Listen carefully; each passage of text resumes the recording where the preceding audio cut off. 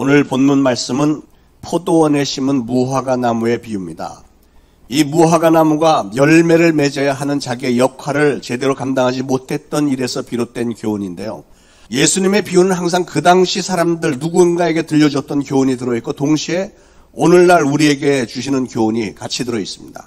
여기서 과수원의 주인은 하나님을 가리키고 과수원지기는 예수님을 가리키고 성경에 포도원이나 무화과 나무가 나오면 그것은 이스라엘 백성인데 오늘날 하나님의 자녀된 우리를 가리키는 말입니다. 그러니까 오늘날 하나님의 자녀된 우리에게 주시는 교훈으로 우리는 이 말씀을 받아들여야 됩니다. 사람은 누구나가 다 여러 가지 역할을 감당을 하게 됩니다. 예를 들어서 한 남자가 결혼을 하면 아내에게는 남편의 역할을 감당해야 되고 장인 장모에게는 사회 역할, 자녀들에게는 아버지 역할, 부모님에게는 자식 역할, 오빠, 형, 동생 역할, 대한민국의 국민 역할, 직장에서는 직장인으로서의 역할이 있고요. 성도들은 하나님 앞에서 성도의 역할도 잘 감당해야 됩니다. 이렇게 사람들마다 여러 가지 역할이 있는데 그런데 만약에 여러분이 여러분의 마음에 드는 역할만 하고 마음에 들지 않는 역할들을 거부한다면 어떤 일이 벌어질까요? 여러분의 인생에 많은 문제들이 터지겠죠. 예수님은 오늘 무화과 나무의 비유를 말씀하셨습니다. 그 내용은 주인이 무화과 열매를 따려고 3년이나 기다렸는데 여전히 열매가 없는 것을 보고 저 나무를 찍어버려라 그랬더니 과수원지기가 말하기를 한 해만 더 참아주소서 간절히 부탁했다. 그 내용입니다. 굉장히 간단한 비유이지만 이 비유 속에는 우리에게 엄청나게 중요한 교훈이 들어있습니다. 무화과 나무가 자기 자신의 역할을 제대로 수행하지 않았던 것에 대한 주인의 반응을 우리는 꼭 눈여겨봐야 됩니다. 하나님은 성도된 우리들에게 여러 가지 역할을 주셨습니다. 그런데 오늘날 교회나 성도들이 교회나 성도라는 이름만 그렇지 잎은 무성한데, 다시 말해서 예배당 건물들은 으리으리하고 사람들은 굉장히 많은데 막상 열매를 따려고 하면 열매가 별로 없다는 거죠. 왜 그렇죠?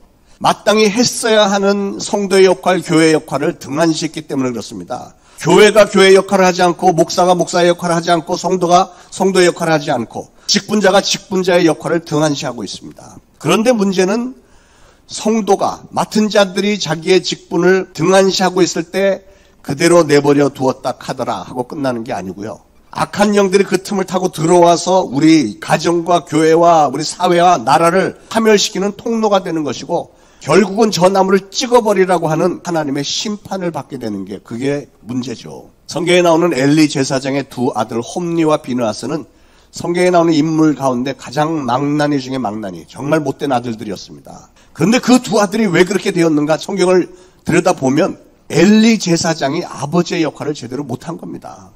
그 아들들이 성전에서 못된 짓을 도맡다 하는 걸 알고도 강력하게 훈계하고 징계하고 이렇게 했어야지 그걸 그냥 방치해뒀습니다. 기껏 한다는 말이 너희들 그러면 안 되잖아. 그러고선 지나가 버리는 거예요. 그러니까 얘들이 신나서 나쁜 짓들을 더 하죠.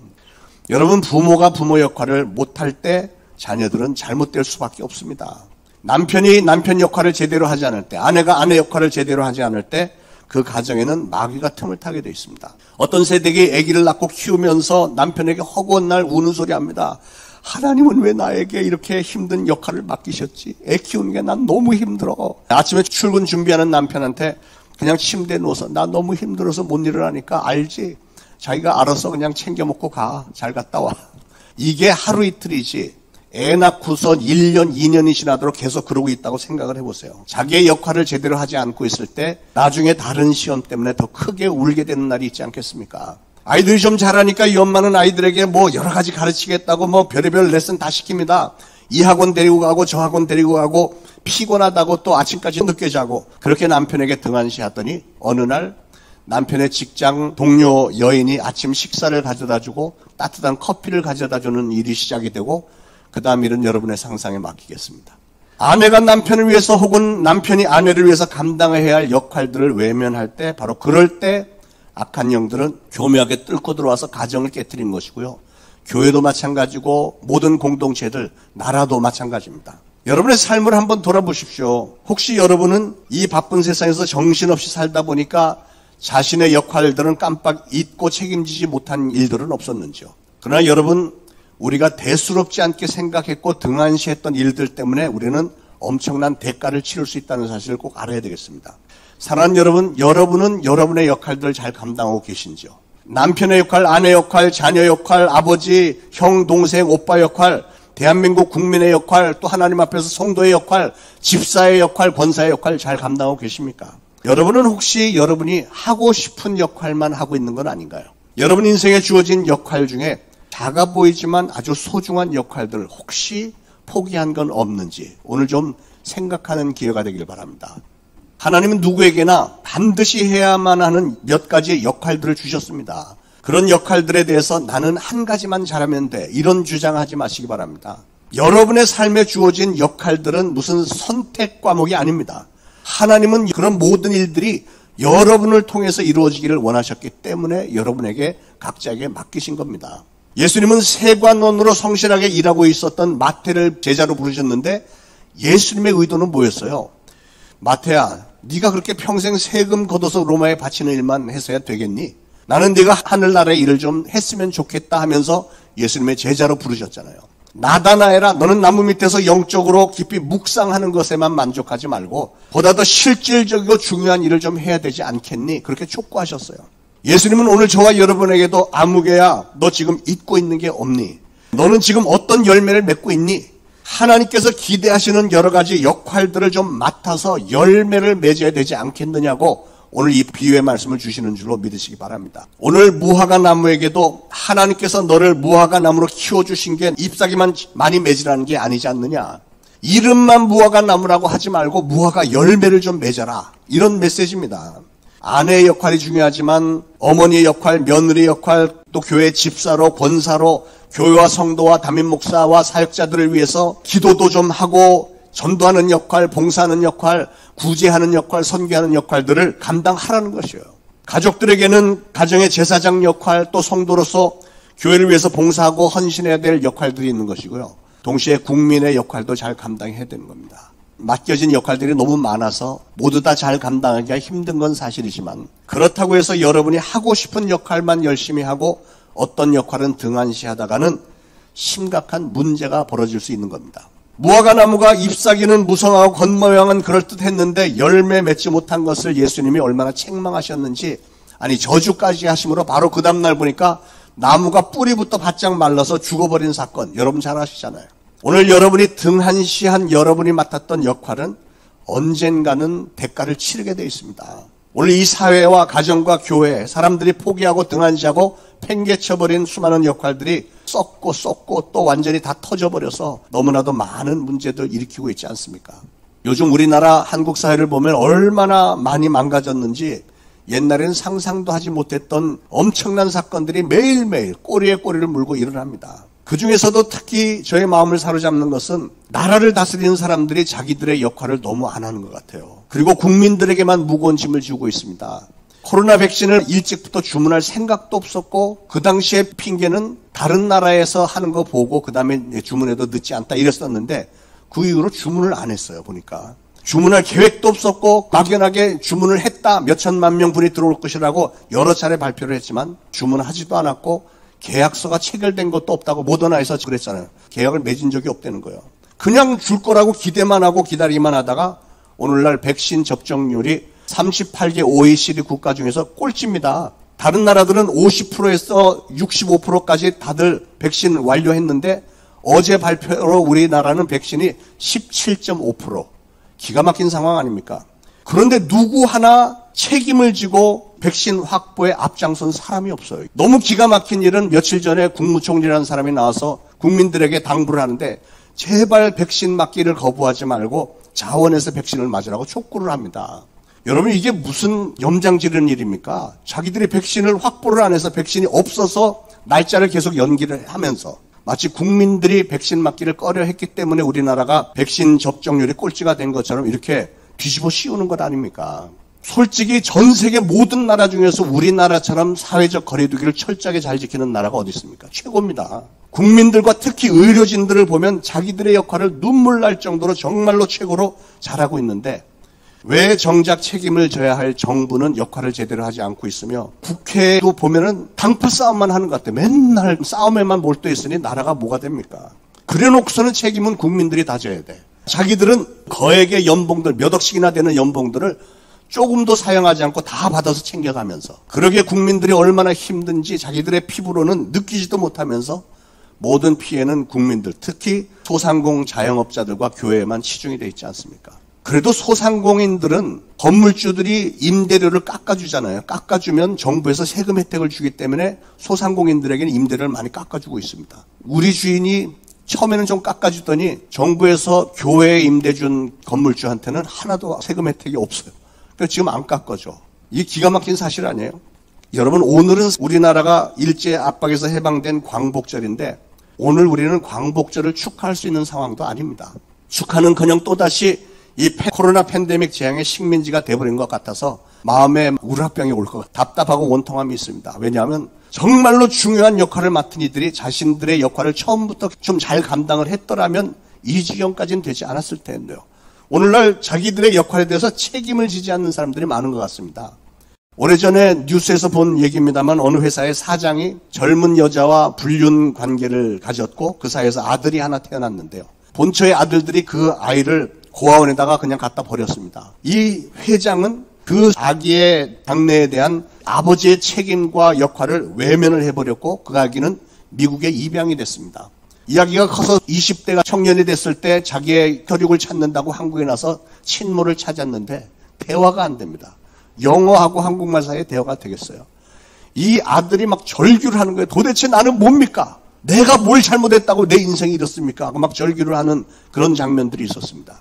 여러분, 무책임한 이 회장이라는 사람이 육체의 정욕을 위해서 저질렀던 이 불륜으로 인해서 자기의 가정에도 파탄이 벌어졌고 또 이 아이에 대한 아버지로서의 책임과 역할을 제대로 이행하지 않았기 때문에 벌어진 이 불행. 이거 도대체 뭡니까? 이 아이의 불행을 누군가는 좀 책임을 져야 되는 건 아니에요. 사랑하는 여러분, 우리는 연약하고 부족한 존재들이기 때문에 우리는 수시로 우리가 맡은 역할을 잊어버리기도 하고 때로는 알면서도 그냥 외면해 버리는 경우도 없지 않아 있습니다. 사랑하는 여러분, 오늘 우리는 좀 생각을 해봐야 되겠습니다. 저나 여러분은 혹시 우리가 외면해버린 역할들이 있지는 않은지요? 여러분이 혹시 외면한 역할들은 어떤 것들이 있을까요? 한 사람에게 주어진 역할은 한 가지만이 아닙니다. 무화과나무에게 주어진 역할이 잎사귀만 무성하게 여는 것이 아닌 것처럼 우리에게 주어진 역할은 눈에 보이는 게 다가 아니라는 거예요. 돈 버느라고 자식의 역할 제대로 못하는 자녀들이 오늘날 얼마나 많습니까? 사업에 바쁘다고 해서 1년, 2년이 지나도 부모님들에게 코빼기 한번 보이지 않는 자녀들이 얼마나 많습니까? 가족들 생계를 책임진다는 명목으로 자녀들과 대화 한번 제대로 나눠본 적이 없이 그냥 계절 따라서 수시로 장난감 사다 주고 옷 사다 주고 그리고 어느 틈에 보니까 사춘기 다 지났고 성인이 돼갖고 벌써 다 커서 깜짝 놀라서 그때 가서 부랴부랴 자동차 한 대 사주는 거로 땜질하는 아버지들이 종종 있지 않습니까? 그러나 아버지의 역할은 그런 게 다가 아니잖아요. 어떤 한 가지 역할에 전념한다고 해서 다른 역할들이 면제받는 일은 없습니다. 여러분에게 주어진 역할은 한 가지도 빼놓지 말고 다 해야 됩니다. 만약에 어떤 역할을 외면해 버린다면 그것들은 여러분의 인생의 큰 시험과 징계와 심판의 통로가 될 것입니다. 오늘 본문의 말씀처럼 아무것도 맺지 못하였으니 찍어내버려라. 이런 주인의 판결을 받을 수도 있다는 거예요. 또 한 가지 생각해야 될 것은 하나님께서는 우리에게 어떤 역할을 맡기실 때 그 역할들을 잘 감당할 수 있도록 반드시 능력도 주신다는 사실이에요. 무화과 나무가 열매를 맺을 때 한 가지에서만 열매를 잔뜩 맺게 하지 않고 가지마다 모든 가지들마다 다 열매를 맺게 해주신다는 사실을 아시기를 바랍니다. 나무의 뿌리에서 영양분이 올라오고 모든 가지마다 영양분이 다 공급되도록 해주시기 때문에 무화과 나무 가지마다 주렁주렁 열매를 맺는다는 것이죠. 마찬가지로 하나님은 우리에게 여러 가지 역할을 맡기셨는데 우리에게 능력을 주시기 때문에 이 역할 저 역할 모든 역할들을 우리가 다 감당할 수 있도록 능력을 주신다는 거예요.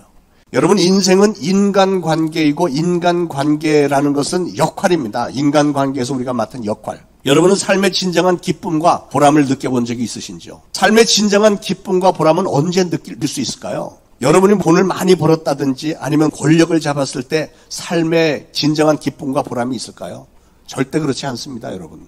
잠깐의 기쁨은 있을 수 있어도 진정한 기쁨과 보람은 언제 느끼는 거냐면 내가 내 역할을 잘 감당을 했을 때, 그 역할을 잘 감당했기 때문에 그 다음에 어떤 좋은 열매가 맺어졌을 때 그때 우리는 진정한 기쁨과 보람을 느낄 수 있는 겁니다. 부모가 부모의 역할을 잘 감당을 했을 때, 다시 말해서 부모가 최선을 다해서 자녀를 양육을 했더니 자녀가 잘 자라서 신앙 가운데 잘 자라고 좋은 학교도 들어가고 졸업하고 좋은 직장 들어가고 또 좋은 배우자 만나고 하면서 정상적으로 정말 건강하게 잘 세워져 나가는 걸 볼 때 부모는 그런 데서 만족과 기쁨이 있는 거예요. 그 역할들을 제대로 감당하기 위해서 그 부모는 그동안 어떻게 살았죠?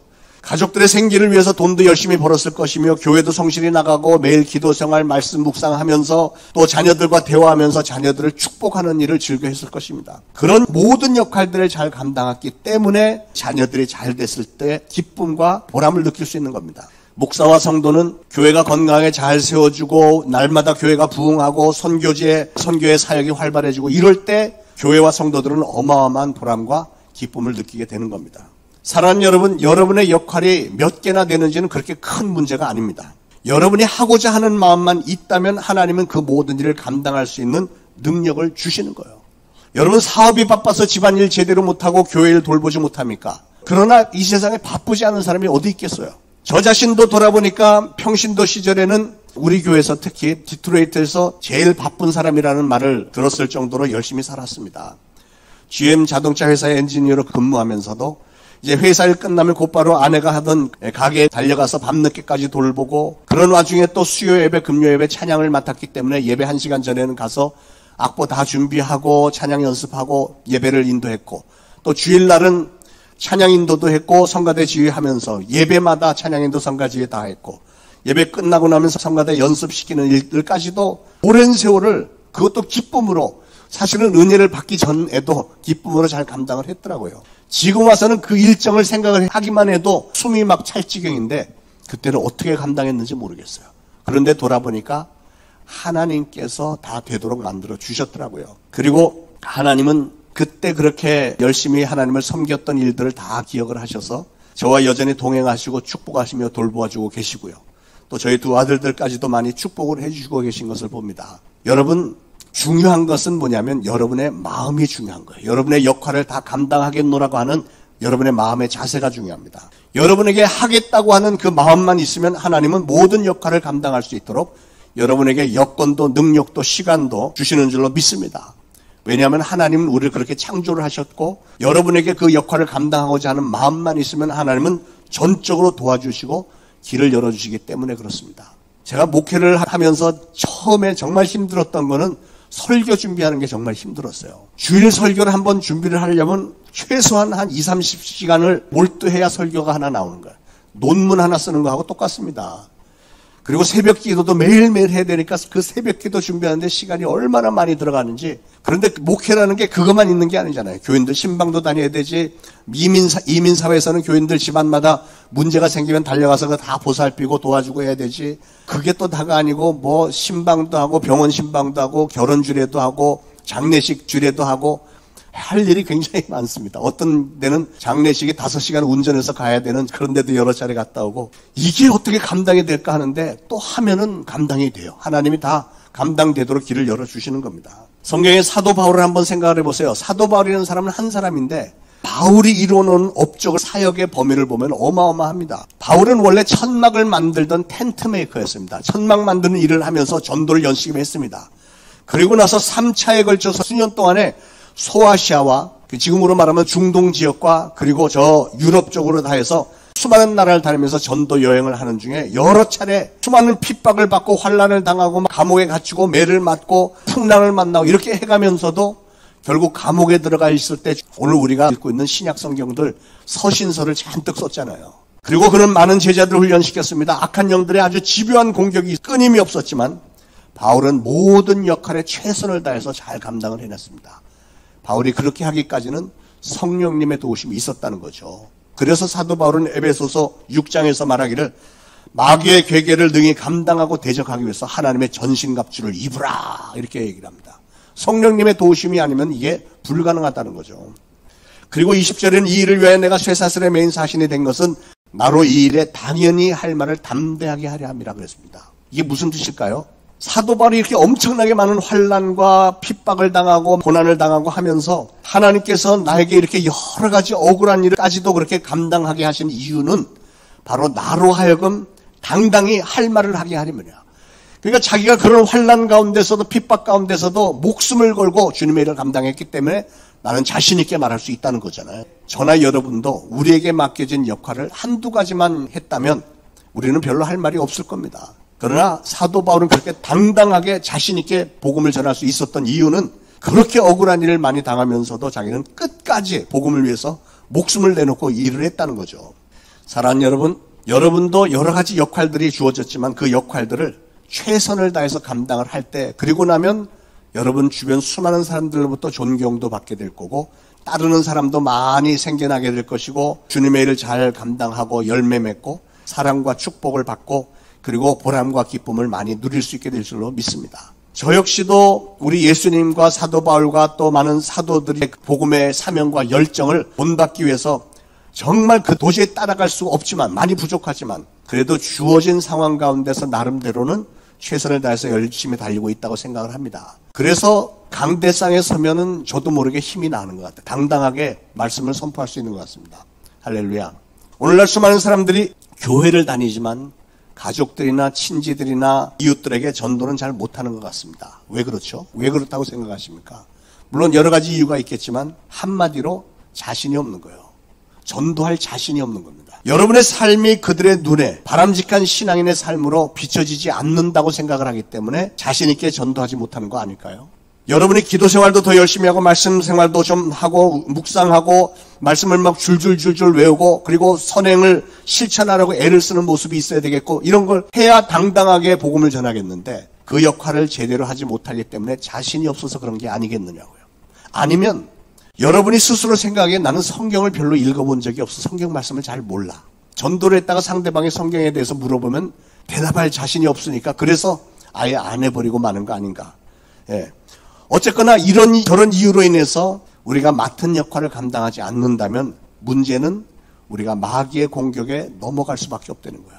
그런 사랑하는 여러분 스스로 생각하기에 좀 부족한 부분이 있다는 생각이 들어도 여러분이 만난 예수님을 자신감을 갖고 전해보시길 바랍니다. 그러면 성령님께서 놀랍게 도와주시는 것을 경험할 겁니다. 그렇게 한 번만 경험을 하고 나면 그 다음에는 전도할 때 보람도 있고 기쁨도 있고 자신감이 넘치게 되는 거예요.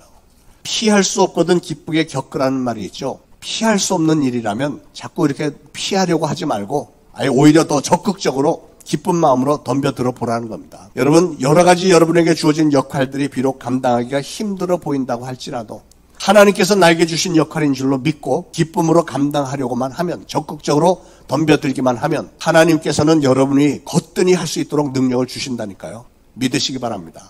결국은 우리의 마음의 자세에 달려있는 거예요. 잎사귀만 무성하고 열매는 맺지 못하는 나무라고 쉽게 포기를 하고 그냥 내버려 두는 것보다는 한 해만 더 기다려달라고, 한 번만 더 기회를 달라고 애원을 하고 매달리면 하나님은 그렇게 되도록 만들어주시는 줄로 믿으시기 바랍니다. 그래서 또 한 가지 그냥 지나쳐서는 안 될 중요한 것은 이 과수원지기가 주님이여 한 해만 더 주옵소서, 한 번만 더 기회를 주시면 제가 땅을 파고 흙을 일구고 거름을 잔뜩 줘서 이 무화과 나무의 열매가 맺도록 하겠습니다. 만일 그렇게 했는데도 안 되면 그때 가서 찍어버리시죠.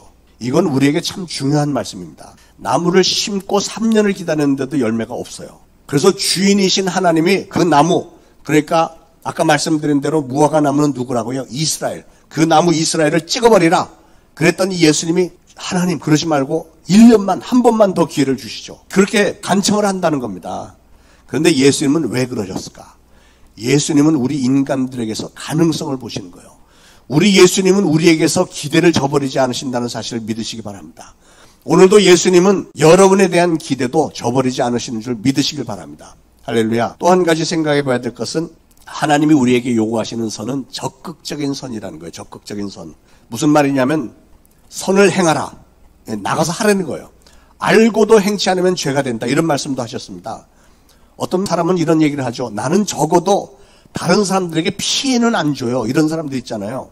그건 세상적인 기준으로는 괜찮은 말인지 몰라도 하나님의 기준은 그게 아닙니다. 하나님의 기준은 우리는 적극적으로 선을 행하면서 살아야 그게 괜찮은 거라는 거예요. 이 무화과 나무는 나는 열매를 맺지는 못했지만 나는 누구에게 해는 끼치지 않았는데 왜 나를 찍어내려고 하느냐, 그렇게 반발할 수도 있었습니다. 그러나 여러분, 우리는 하나님의 기준을 잘 알아야 되는 거예요. 하나님의 기준에 근거하면 아무 열매를 맺지 못하는 무화과 나무는 쓸모없다는 거죠. 죄라는 겁니다. 하나님은 왜 무화과 나무를 찍어버리라고 하셨을까요? 6절에 보니까 포도원에 무화과 나무를 심었다고 그랬어요. 여러분, 포도원에 포도를 심어야지 포도만 잔뜩 심겨 있는 그 가운데다가 왜 무화과 나무를 심습니까? 그 이유는 이 주인이 무화과 열매를 먹고 싶었던 거죠.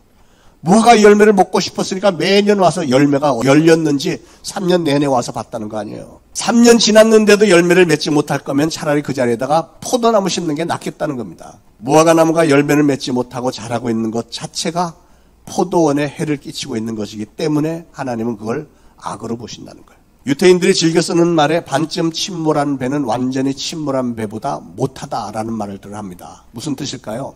예를 들어서 한강에 반쯤 잠겨있는 배가 있다고 생각을 해보세요. 보기도 흉하고 배가 그러고 있으면 다른 배들이 지나다니는데 불편하잖아요. 차라리 가라앉아 버렸으면 흉한 거 보이지도 않고 그 위로 배가 다닐 수 있는데 그 얘기죠. 여러분, 무화과 나무는 있어야 할 열매가 없었기 때문에, 즉 역할을 제대로 수행하지 못했기 때문에 오늘 위기에 직면했습니다. 심판의 날이 온 겁니다. 그러나 예수님은 이 비유에서 마지막 한 해 딱 한 번만 더 기회를 달라는 것을 강조하셨습니다. 제가 오늘 말씀이 좀 너무 강해서 죄송합니다. 그런데 때가 때인 만큼 이 말씀이 우리에게 꼭 필요한 것 같아요. 오늘 이 지구 생태계가 너무나도 심각한 이상 증세를 보이고 있고요. 과학자들까지도 이 지구의 종말을 예고하고 있습니다. 유력한 과학자들이 2030년에는 이 지구에서 아무것도 살지 못하게 될 수 있대요.